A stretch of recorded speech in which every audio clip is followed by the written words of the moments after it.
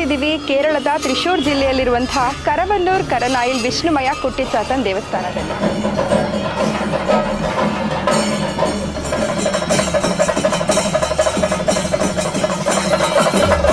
ಈ ದೇವಸ್ಥಾನದಲ್ಲಿ ಏನು ಸ್ಪೆಷಲ್ ಅಂತ ನಾನು ನಿಮಗೆ ಕಳೆದ ಸಂಚಿಕೆಯಲ್ಲೇ ತಿಳಿಸ್ಕೊಟ್ಟಿದ್ದೀನಿ. ಹಾಗಿದ್ರೆ ಯಾವ್ಯಾವ ಸಮಸ್ಯೆಯಿಂದ ಬಳಲ್ತಾ ಇರೋರು ಈ ದೇವಸ್ಥಾನಕ್ಕೆ ಬರಬಹುದು ಅಂತ ಕೇಳಿದ್ರೆ, ನಿಮ್ಮ ಕೆಲಸ ಏನಾದರೂ ಅರ್ಧದಲ್ಲಿ ನಿಂತೋಗಿದ್ರೆ, ಆರೋಗ್ಯ ಸಮಸ್ಯೆಗಳಿದ್ರೆ,